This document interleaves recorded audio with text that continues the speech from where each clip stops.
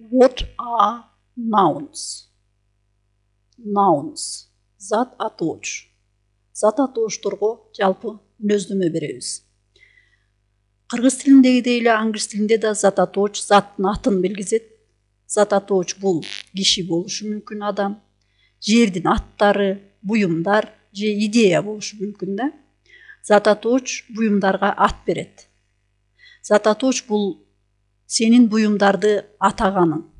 Биз кантип зат атоочторду катыштырбай сүйлөшөбүз.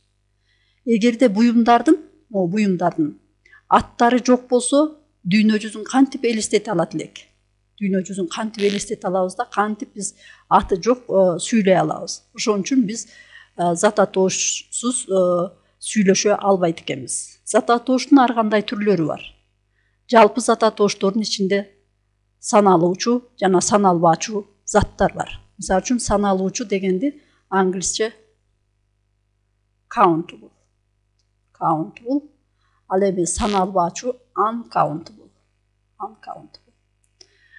Саналуучу нерселерге, мисалы үчүн саналуучу зат атоочторго өздөрүнүн өлчөмү жана түрү боюнча бири-бирден санала турган буюмдардын аттары кирет. Мисалы үчүн мынакей desk, a desk, парта же болбосо стол. Ten desks. Булар санай алабыз. A pen, pens. A friend, friends. Буларга көптүктүрдү дагы алыш үчүн, мисалы үчүн a desk бир парта болсо, 10 desks бул көп парта. Мына ушул жерде 10 парта деп атабыз, эсти кошуп атабыз. Ручкалар a pen, pens. A friend, friends. Эс мүчөлөрүн жалгап атабыз да бул жердечи. Эгерде сөздөр төмөнкү тамгалар менен аяктаса, мисалы үчүн могу тамгалар менен аяктап калса, sh, x, z. Ушул тамгалар менен аяктап калса, анда es мүчөсүн кошуп көптүктүргө айлантат экенбиз. Могу es мүчөсүн кошуп көптүктүргө айлантабыз. Мисалы үчүн grouch, grouches. Es мүчөсү кошулуп көптүктүргө айланып атат. Dervish, dervishes. Es мүчөсү кошулуп көптүктүргө айланып атат. Quiz, quizzes. Мында дагы айырмачылык, мисалы үчүн эгерде сөз могу z менен аяктаса, анда дагы бир z'ти кошуп жазып, анан esти кошот экенбиз да.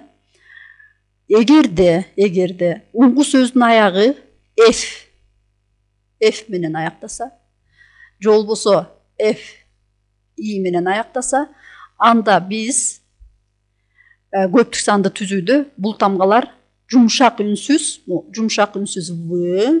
же болбосо v's болуп калат да. V's менен кошуп биз көптүктүрдү алабыз. Мисал үчүн knife, knives. Демек бычак, бычактар. Knife, knives. Life, lives. Жашоо, жашоолор. Wife, wives. Аял, аялдар деп, мына ушинтип жумшартып алат экенбиз. Муну эске тутуп коюш үчүн могу кичинекей рифмовканы дагы эске тутуп койсок, балким эсибизде калат. Мисалы үчүн my life, our lives are good as can be. My life, our lives are good as can be. Демек, life, каралачы, жашоо, lives, жашоолор. Биздин жашоолор. Дагы зат атооштун аягы эгерде y тамгасы менен аяктаса, үнсүздөн кийин келсе, көптүк санды түзүүдө ал I болот да. Мына айга. I тамгасына өтүп, анан es менен es мүчөсү уланат да, is болуп окулат. Мисалы үчүн мындай is деп окулат да, is. Мисалы country, countries. Каралачы, country, countries. Story, stories. Окулуштары. Lady, ladies. Y тамгасы Бул үндүү тамгадан кийин келип калса, ал эми Y'дан мурун үндүү тамга келсе да, Y'дан мурун үндүү тамга келип калса, анда Y өзгөрбөйт. Бул Y өзгөрбөйт. Ошол бойдон калат. Мисалы үчүн мынакей бул үндүү тамга day. Бул жерде Y өзгөрбөй эле мына day, анан эсти кошуп days.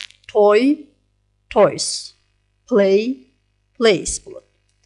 Дагы бир өзгөчөлүктү ала турган болсок, мисалы үчүн могу өв тамгасы. Өв тамгасы. Өв тамгасы менен бүтүүчү көпчүлүк зат атоошторго көптүк санда es. Көптүк санда бул es мүчөсү жалганат да. As болуп окулат. As.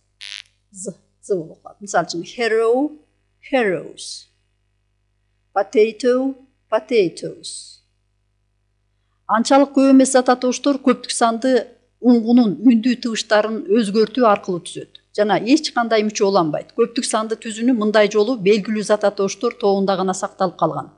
Мисалы үчүн биз муну эске алып коюшубуз керек. Мисалы үчүн man. Man бул эркек киши. Men эркектер. Woman аял. Women аялдар. Food, feed. Toes, teeth.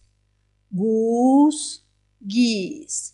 Буларды биз эсибизге тутуп алышыбыз керек. Андан тышкары мен азыр көңүлүңүздөрдү бул сүрөттөргө бурсам, демек айттык да бизде зат атоошсуз элестетүү мүмкүн эмес экен да биздин сүйлөмдөрдү түзүүгөчү. Себеби ар бир заттын аттары бар да, аларга ат коюп албасак биз кантип сүйлөшөт элек да. Мисалы үчүн мынакей бир жерде сүрөттө nouns да.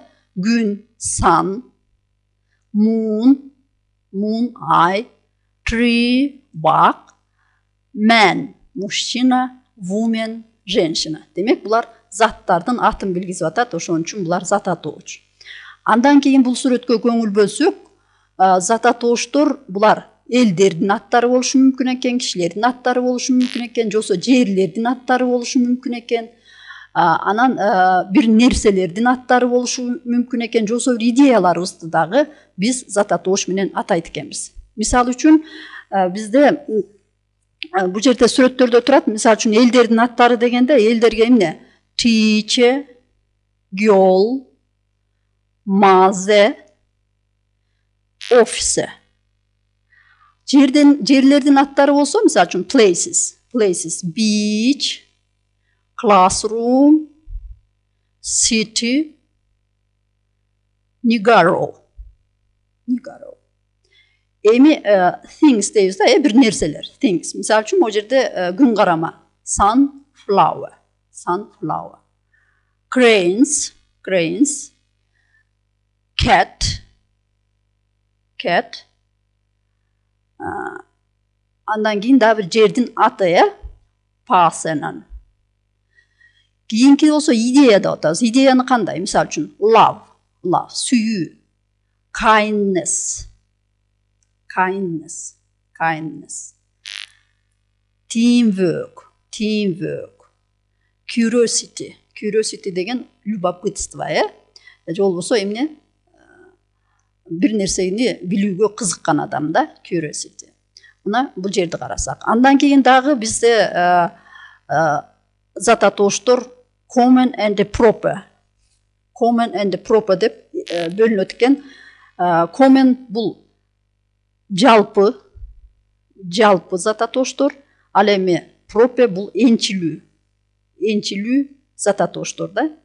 Жалпы ат атоошторго бир түрдөгү бардык заттардын жалпы аттары кирет. Мисалы үчүн teacher, dog, subject, book, paper, pencil, lipstick, boy дегендин бардыгы тең бул жалпы ат атоошторго кирет. Ал эми энчилүү зат атоошторго proper nouns.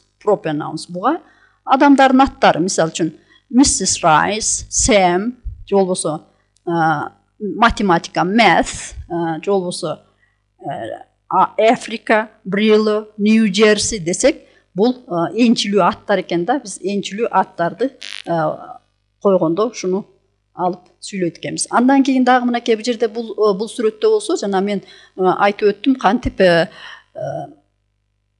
көптүк жекелик жана көптүк түрлөрдү ала алабыз да. Мисалы үчүн эс мүчөсүн жалгап, анан биз ала алат экенбиз да тиги көптүк түрдү. Мисалы үчүн dog, ит, dogs, эсти жалгадык. Андан bird, чымчык, birds, эсти жалгадык. Flower, flowers. Мына ушинтип көптүк түрлөрдү ала алат экенбиз. Дагы мен Y боюнча айтып кеттим. Бул жерде дагы бир эреже турат. Nouns that end in a consonant and Y drop the and Y and add IES. Bunu жана да айтып өттүм. Мына sky, skies, puppy, puppies, family, families, lady, ladies. Мына ушуларга жакшылап көңүл бөлүп, туура жазганга, туура сүйлөгөнгө үйрөнсөк, бул зат атооштордун бир мүнөздөмөсү болду.